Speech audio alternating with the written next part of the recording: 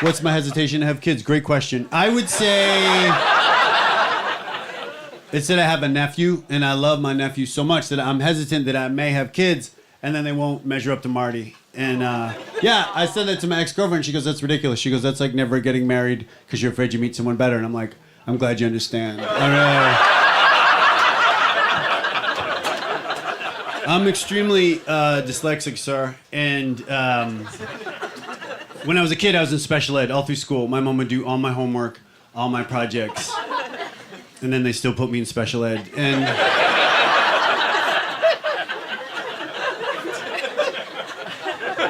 my sweet mom would always say to me, you know, there's nothing to be ashamed about being in special ed. And I'm glad she felt that way, because technically she was in it too. You know, it's wild. If your mom does your homework, parent-teacher conferences, it's like a different... It's a different vibe. So the teacher would be like, I think Phil needs to put in more effort. And my mom would be like, how dare you? He's working full-time. He's raising 3 kids. He's a modern woman. Dyslexia is tough because you don't see it coming. I had no idea, you know? Like, kindergarten went well, girls, very well. And I arrived in the 1st grade and just everyone started reading. I'm like, nah, I'm gonna stare out the window for a decade. But you guys, you do your thing. 6, I found out I wasn't gonna learn how to read at 6. That is young. Did you get bad news about the future? 6? That's like pulling a kid aside and being like, hey, there's a good chance you're gonna be a degenerate gambler. He's like, what are the odds?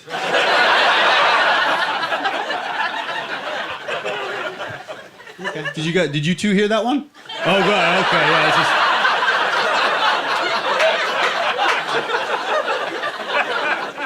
It was kind of a perfect joke, and I looked over and it was like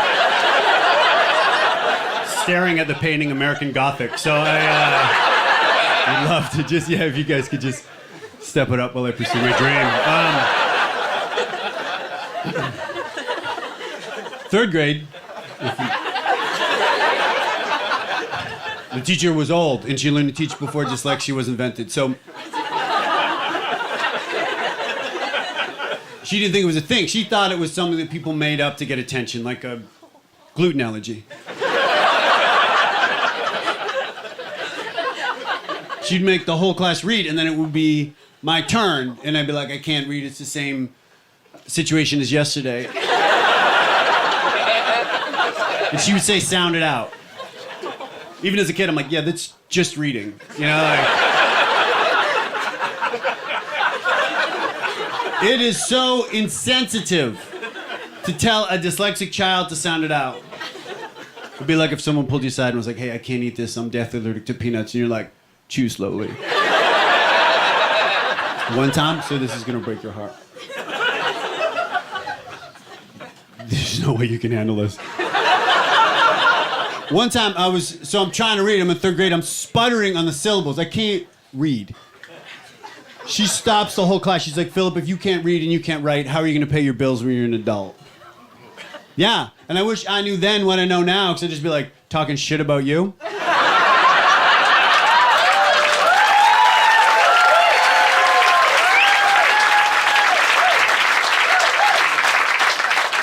In the 8th grade, I'm gonna go through all the grades. In the 8th grade,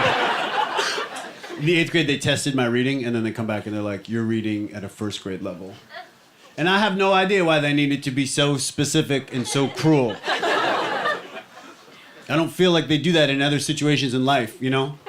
Like if you're a grown man and you go to get a physical, the doctor's never like, hey, you're in perfect health, but by the way, you have the penis of a 9-year-old.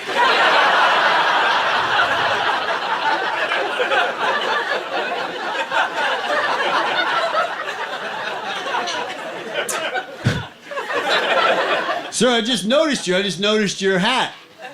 Yeah, freezing in here.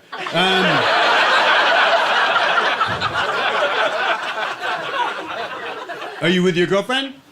Friend. Oh. We're just friends. I know, it's probably the hat, right? How did I cope with dyslexia in high school? Great question. I took a lot of acid. I took more acid than everyone in this room combined. And I'm not just saying that because I am not getting a cool vibe from you guys.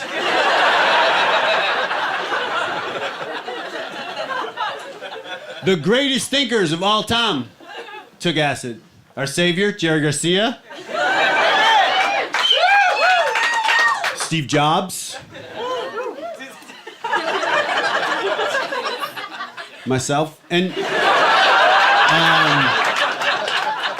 this is a little side note. One time I was high on acid, and I just came up with this idea. It just came to me for the 64 gig iPod. It just came, it was like I was God's vessel. It just like... It was about a decade after it had been invented, but... People always like, can you imagine what the world would be like without Steve Jobs? I'm like, we'd be fine, all right? The second greatest idea that I ever had on LSD, I was at my parents' place. My friends and I were there, we were partying. I was high on acid. And I came up with this idea, it just came to me. I was like, we should party in my mom's bathing suits.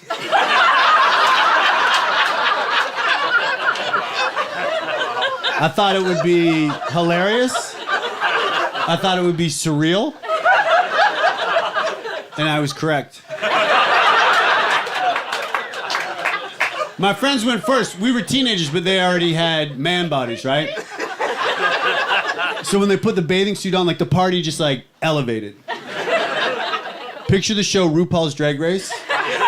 Only the cast, the dudes that stormed the Capitol. Yeah. We were taking back my parents' kitchen, and then it was my turn. And I realized, I'm like, oh, this is a huge disaster, because I was very thin, and I was very insecure about being thin. Like one time I said to my mom, like, Ma, I'm skinny, I hate it. She goes, skinny? Dear, no, you're elegant. I'm like, Ma, I don't feel like a man. She's like, a man, son, you're a young Audrey Hepburn. You really are. So I put my mom's bathing suit on, and the party just stopped. Like, my friend's jaws dropped. There is no worse feeling in life than trying to be hilarious, and it turns out you're just incredibly sexy.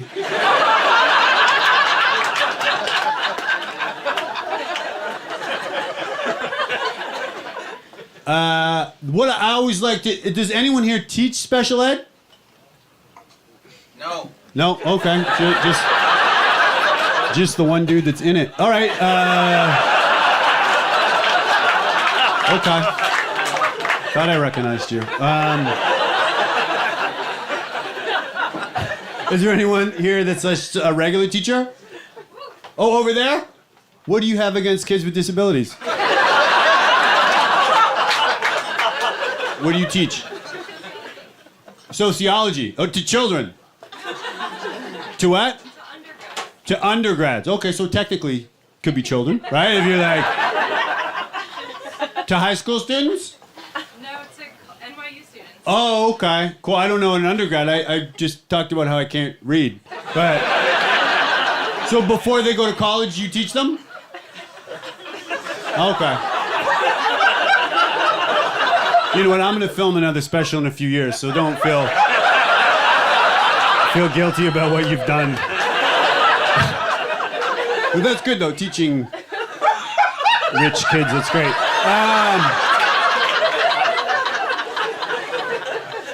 Well, special ed teachers, they do what you do, only not as an elitist. They, What about, is anyone just like a regular teacher here? Yeah. Oh, right, perfect. I was looking at you, I was like, you look so nice, and I could see. What do you teach? I'm a librarian. A librarian, okay, cool. So you shouldn't have put your hand up.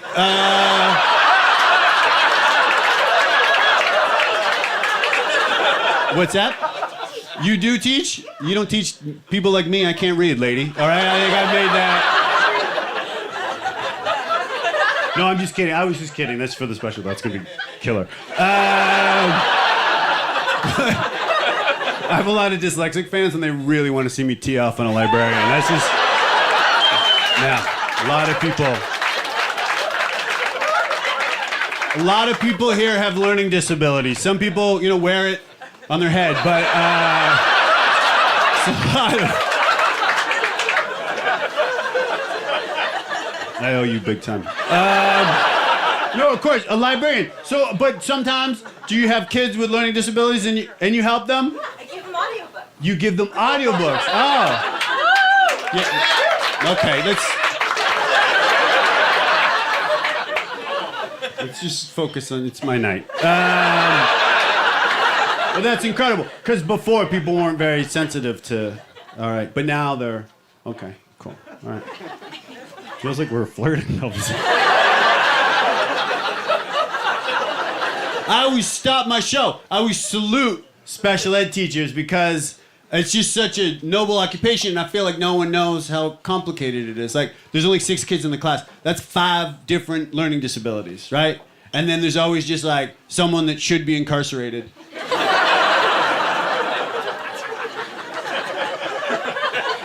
There was this kid in my class. His name was Russell Foote, and we were in the 7th grade. He was like, I don't know, like early 30s. And he was so sexually advanced that to this day I will be with a woman and intimate.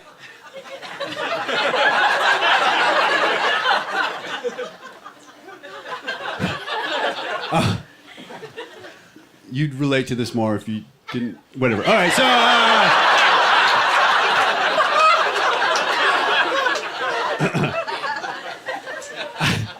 I'll be with a woman, and she will stop me, and she'll be like, "Whoa, where did you learn that?" And I have to be honest to be like, special ed.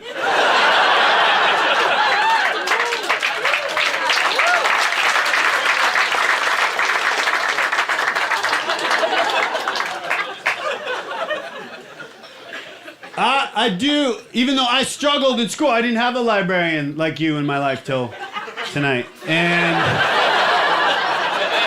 I had a terrible schooling experience, yet I still feel like teachers should be paid more. Right? Oh, okay. All right. Couple Democrats. I feel like they should be paid more and then sleep with their students less. I really... Oh, Jesus Christ, That's an epidemic, lady. It's not funny. That's epidemic. Teachers hooking up with high school students. I saw a whole documentary about it on Pornhub.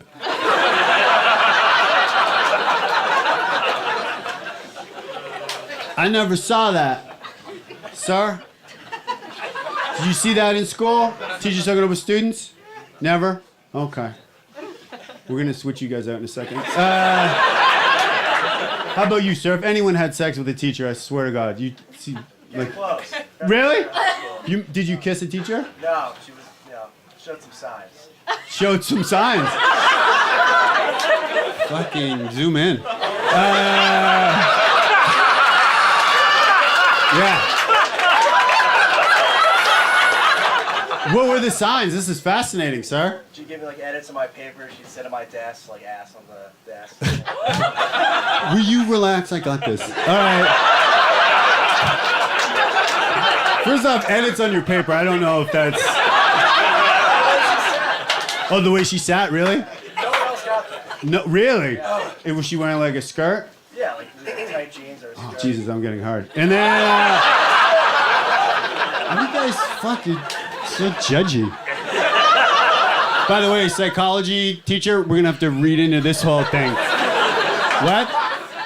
Sociology. You make up your mind. All right. So, really? So, whoa. Did the other person that looked like you? Did he man up? I mean, did he? Did anyone have sex with her? No, we were 14. We didn't know anything. When I was 14, man. No, I didn't. That's wild to me. It blows my mind. I never saw that. Of course, I was in special ed, and they never bang the special ed students.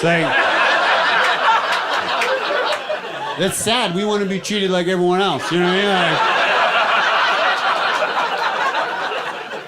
Hat, did you fuck your teacher?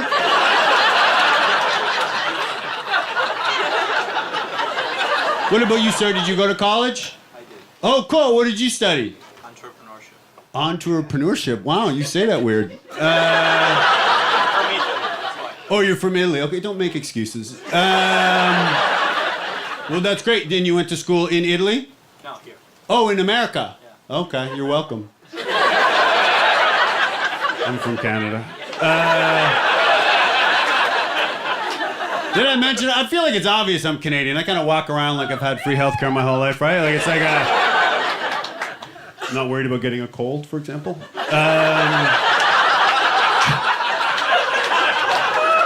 that translate, Italy?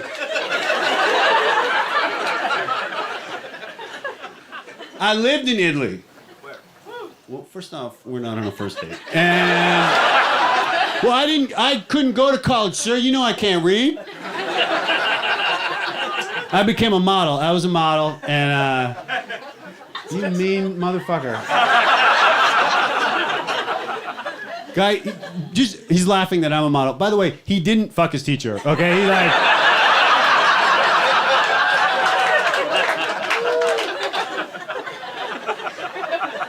I was a model, sir. And people don't believe me. That's fine. But there was a fashion trend. It was a long time ago. It was called heroin chic. And I remember hearing about it when I was a kid. They're like, we want guys that look like they do drugs. And I'm like, look like you do drugs. I'm going to do you one better.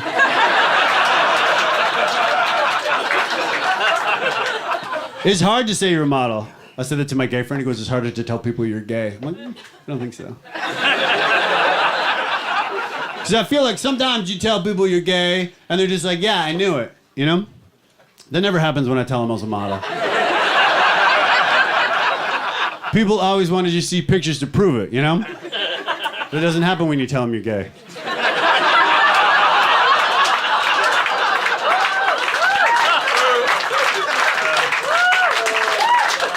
You're never like, Dad, I'm gay. He's like, son, I need to see some pics. Hooray! So I was the ugliest model, yet I did big jobs. Like I did fashion shows for Armani. And if you do a fashion show for Armani, and none of you ever will. It's wild, it's intimidating. He is there, Giorgio. I call him Giorgio. And he was super intimidating. And then he had all these assistants, and they were really intimidating too, because they're like these like really cool, suave Italian gay guys. They were like, picture a gay mobster. That was their vibe. They were like gay mob, and they kind of had gay mob nicknames too, like Giuseppe the Bottom and Giuseppe the Top. And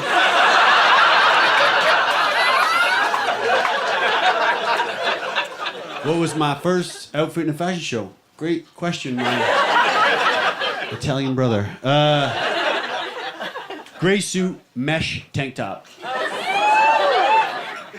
Armani's like, put this on and look confident. I'm like, just, you can only pick one.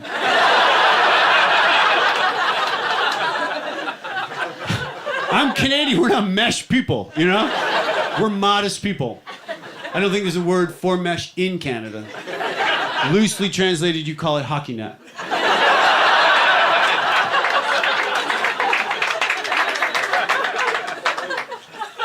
So I was a model for like 4 years. I didn't tell anyone in my hometown. I didn't tell anyone. How they found out was there's a gay magazine in Canada. They did a little profile on me, and in it referred to me as a tasty twink.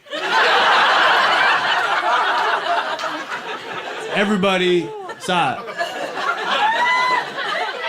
But I was impressed. My friends, they weren't homophobic. They didn't question how flavorful I may be. They were just like, you were a model. What's it like hooking up with female models? And after 4 years, I gotta admit, I was so curious.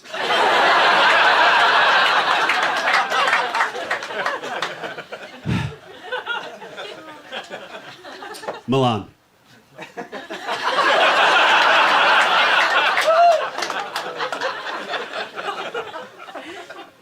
You've been looking at me since I came on stage.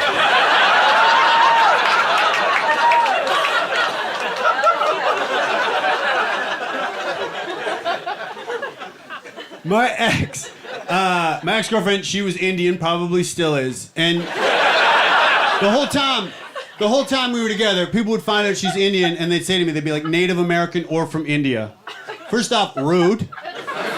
Secondly, I will look into that.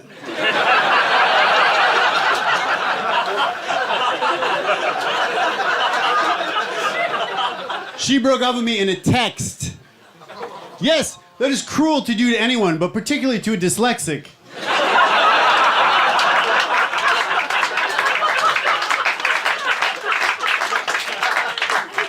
The reason we broke up? Great question. Her mom didn't approve of me because I didn't go to college. Which is frustrating, because I feel like if the mom got to know me, she'd realize that is the least of my problems. I think, sir, may I speculate?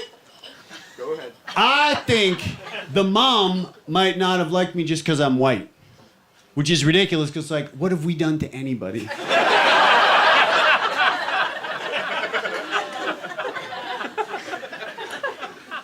There was an Indian guy in the crowd the other night, and he told me that if I made 50% more money than my ex, then the mom would approve of me.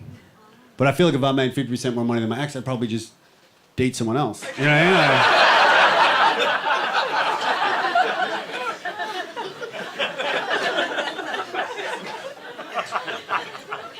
This is the heartbreaking part. We had a dog, and in the breakup, she got the dog. Yeah, we had a golden retriever. And you guys know me, I don't see race, but I think we all know that's a white dog.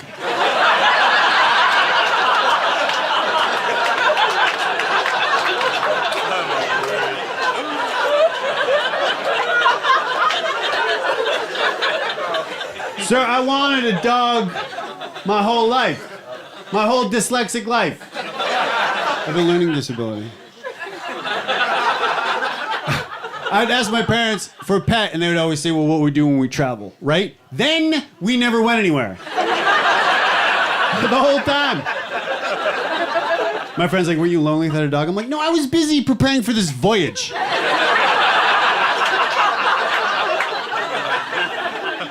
Last time I'm home, my mom, out of the blue, she goes, dear, we should have gotten you a dog. Yeah, that hurts if you're hanging out with your family. They start brainstorming ways you could have been a better person. Same trip out of nowhere, my mom goes, when we get old, I hope you don't put us in a home. And I was like, well, what will I do when I travel?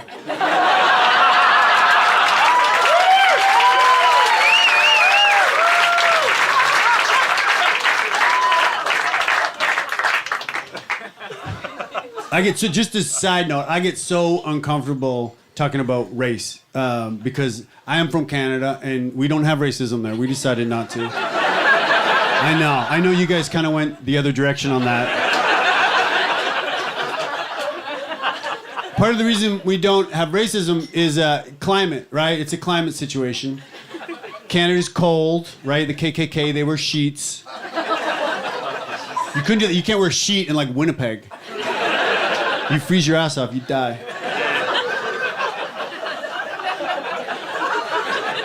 You'd have to wear blankets. It's impossible to hate anyone when you're cozy.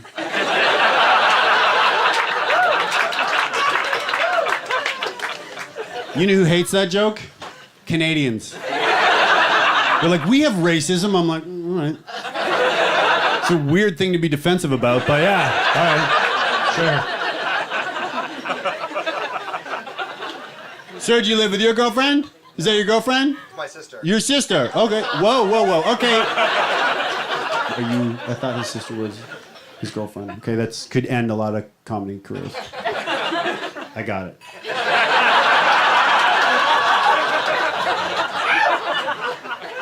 How long have you been hooking up with your sister?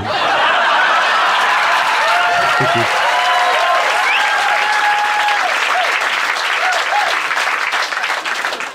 Before my Indian ex-girlfriend, I lived with a woman. I think we all know that living with someone is the best, right? I mean, it's right up there, just under living by yourself.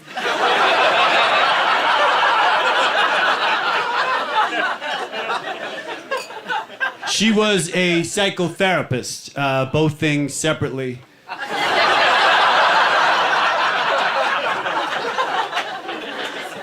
What a noble occupation. She would just like help people with their problems all day. Then she'd come home and kind of do the opposite. And I'm not saying if you're a chef, you should be expected to come home and then prepare like a 9-course meal. But this was a situation where the chef would like come home, right?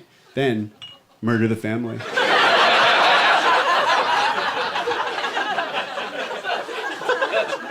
She was really new agey, like into all this like new age stuff. Do you know what I mean, sir, by new agey? Like aromatherapy and crystals, horoscopes, right? Like white woman sorcery. And like one time after we were intimate, she goes, "That's the type of sex we had in a past life." And I'm like, okay, did you make it weird back then too? Have you been ruining this forever? So she was a regular therapist, and then she went to school to be a sex therapist. Now, when you tell people that someone is a sex therapist, people always assume that that person is really good in bed, which is the equivalent to hearing high school gym teacher and thinking, incredible athlete. Their first day in sex therapy school, right? They watched pornography in school.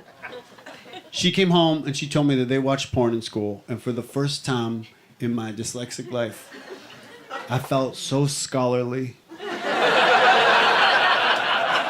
I thought, wow, I've been homeschooling myself for years. They watched something called ethical porn, which is that's a real genre of porn. The whole thing is that it's supposed to be very PC, like super politically correct. Like, for example, they'd never be like, "Who's your daddy?" They're like, "Who is your non-gender specific role model?" And it's like, it's hot. Ethical porn is written and produced by women, so it's chatty.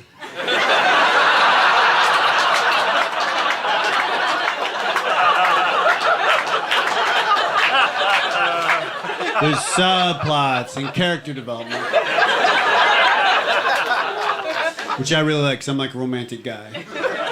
And I like the idea of like a woman in, say, an abandoned warehouse just gradually getting to know 12 guys. Like, to me...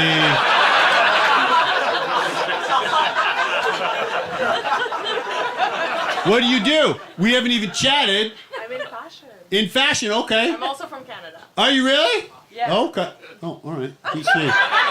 Where in Canada are you from? Vancouver. Vancouver, that's where I'm from. You are? Yeah, well, I thought I was a bit of a name around town. Yes.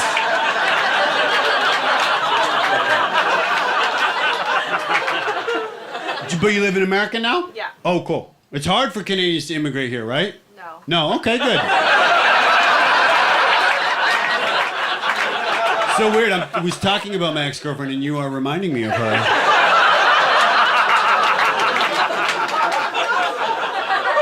Do you have your green card? Mm-mm. Oh, okay, yeah, it's pretty easy when you're illegal. You have a student visa? I'm not illegal. Oh, okay. Yeah. All right, cool. Again, I was I'm not kidding. a student either. Oh, okay. Yeah. Cool. Well, you know what? I'll just read your LinkedIn. Let's. But I want to thank you. I'm just kidding. Thank you for coming to the show. Love. Okay. So fun. Oh, cool. We're friends with the videographer. You're friends with the videographer. Okay, cool. Well, this is the last time he's gonna work in this city again. Yeah. Yeah.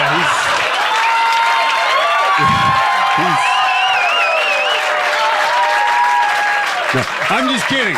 I'm only. Oh, okay. I don't take it personally. Oh, good. Okay, well, maybe a little bit, but I can see why you're fashion. You look very stylish. Oh, thank you. Okay. So do you. I love your outfit. Okay, cool. All right. It would help me to get back into the act if I could have the last word. All right, so.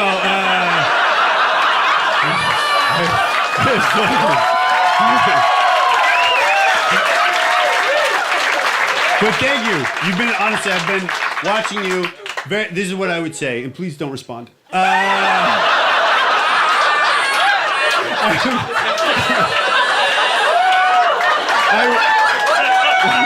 would say, this is what I would say. Can I describe you? I would say very stylish, great audience member. Yeah. Yeah, okay. Yeah, all right, no, stop. Now let's move on. All right. I'm kidding, I'm joking. Let's go. Let's really do this, all right? Let's get out of here. Let's grab our sisters and get the fuck out of here. But this is what happens, right? If I meet a woman, I'll be enthusiastic. I'll tell my friends. Immediately, they're like, what's her Instagram? I want to check her out. That is so creepy. You know what I mean? You couldn't do that 20 years ago. You can be like, what's her address? I want to go look in her windows. All right. There was a study. It was a scientific study, and I read it. And it took a long time. The study said unstable women were better in bed. A team of scientists conducted the study that I had been working on my whole adult life.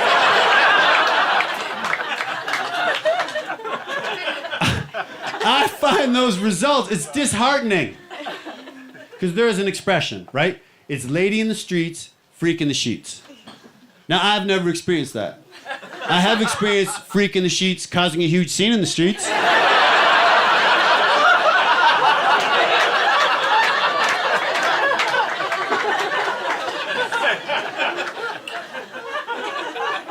What men are better in bed? This study said, scientific study.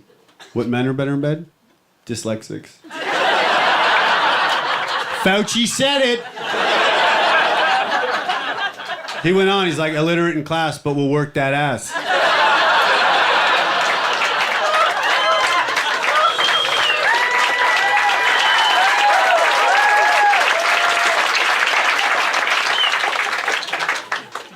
I dated a woman, as we started dating, she was going through a divorce. Ooh is correct. That's like moving into a house that's on fire.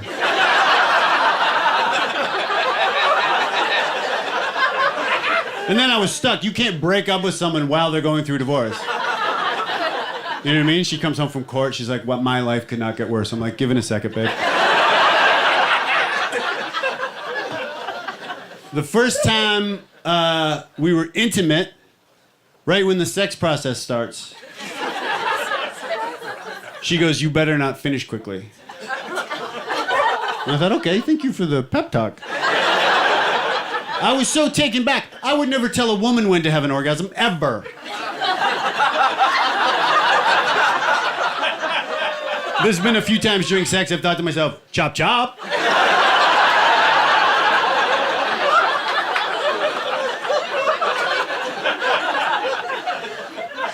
She was a little bit older, and once, like just out of the blue, she said to me, she goes, "Women my age do not perform oral sex." She said that, and I knew that was a lie because I had just watched a documentary about that on Pornhub.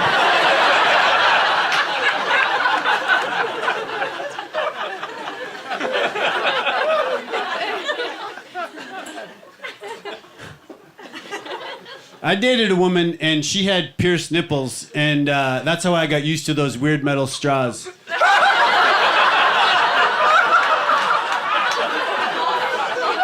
It's sexting, sir. That is the challenge. For a dyslexic man, for me to send a sext, I gotta type it on my phone. It takes a long time. I gotta take a screenshot. I gotta get proofread by mother.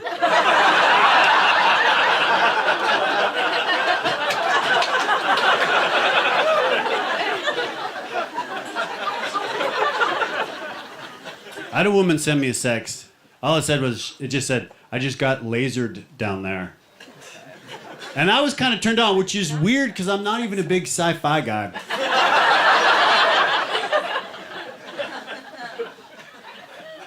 I was dating a woman. She was a strong feminist. And when we would sext, obviously I wanted to turn her on, but I also wanted her to know that I was an ally. Like one time she sexted me. She's like, "How are you gonna fuck me?" I'm like you deserve an equal wage.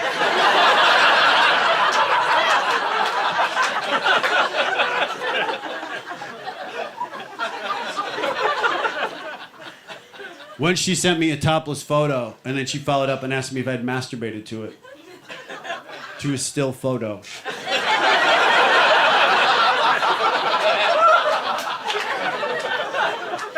What am I, a World War II GI?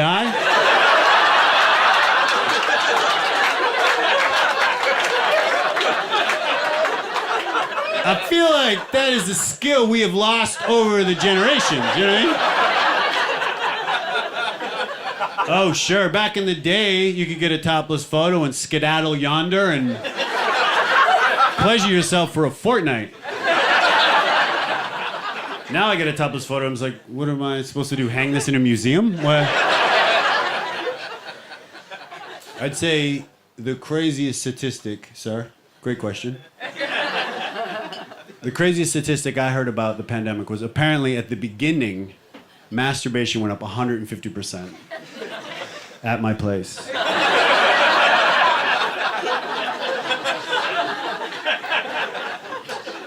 I woke up one day at the beginning of the pandemic with what appeared to be herpes. I am not about to make fun of herpes based on the vibe change right there. I'm sensing that most of you have it. But what I will say is I have OCD, so this situation was like, yeah, I freaked the fuck out. I basically left my place and ran to the clinic. And on my way there, I decided I'd rather have COVID than herpes. And I know you can die from COVID, but if you have herpes, can you really live? Like that moment when you're with a woman for the first time and you go to get a condom, a Magnum. And she's like, don't worry about it, I'm on the pill. You'd have to be like, okay, I won't worry about it, but you should be shitting yourself.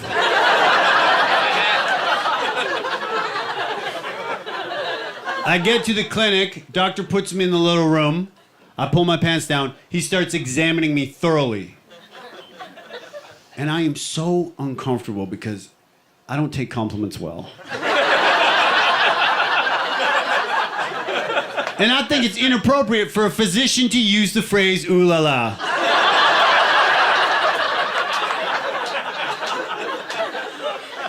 He's down there for a while. And then he pops up and goes, your doctor will be in a minute. Who the fuck was that man? You know what I mean?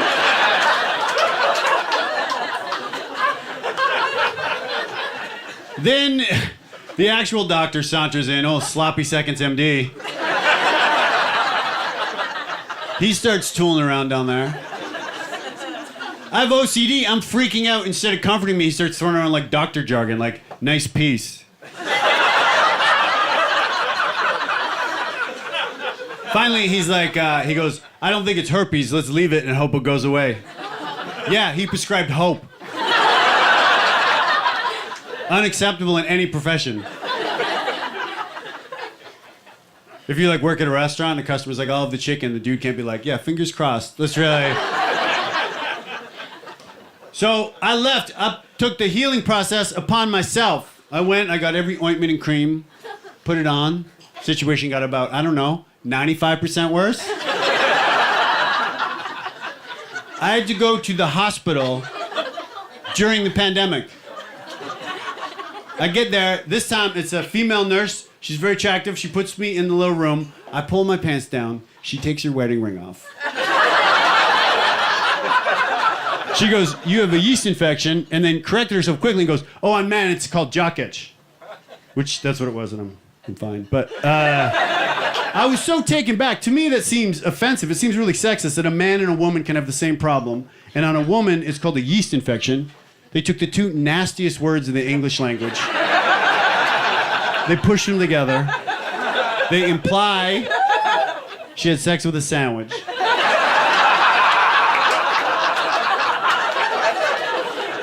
And then men, they're like, jock itch. If you're like, that dude's got jock itch, I'd be like, wow, he must be in great shape.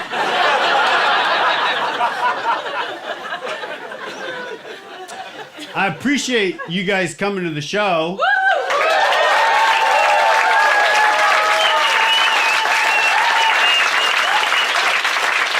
Librarian.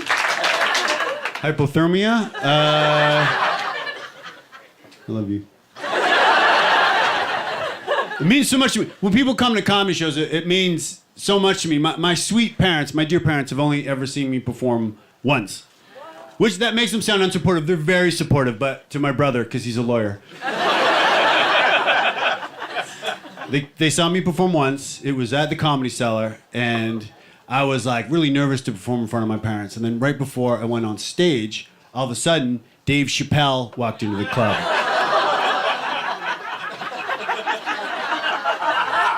When Dave Chappelle walks into a comedy club, people lose their minds. They cheer, they high five. Opposed to when I walk into the club, people play it cool. It's like a respect thing. So Chappelle walks in and he decides that he wants to go on immediately, right? So that means that I have to follow Dave Chappelle, maybe the most famous comedian on the planet, in front of my parents. I was sour. I was sitting thinking, I hope someday my brother's got to follow Judge Judy.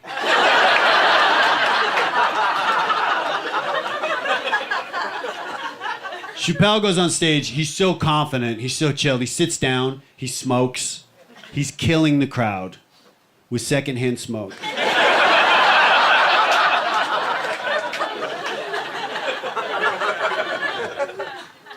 He's up there for an hour. He does a full hour. Then he stops and he says to the crowd, and I promise you this is exactly what happens. He stands up on the stool and he goes, I should take all you guys back to my hotel and have a party. Yeah, he said that. Then he did that. He walks out and all you guys follow him out. Past me. I'm sitting there, I'm like, all right, well, I guess, there's going to be no show. And the manager grabs me and goes, no. There's 2 people left in the crowd. And they want to see the rest of the show. And you know who those 2 people were? Not my parents. They went to Chappelle's party. It was a dude and his sister.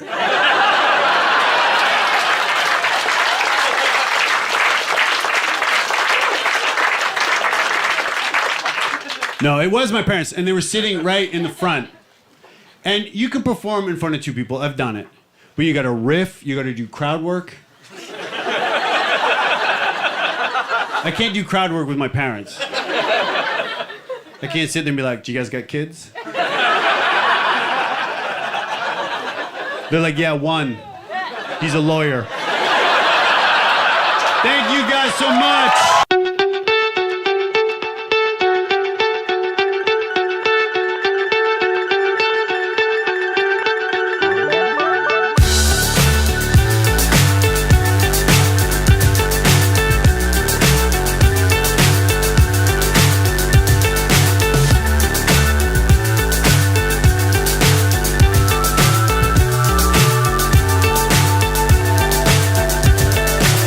So high I'm hypnotized. What's up is down, what's left is right. Chasing stars and holding you. I can't see the end, but we'll see it through.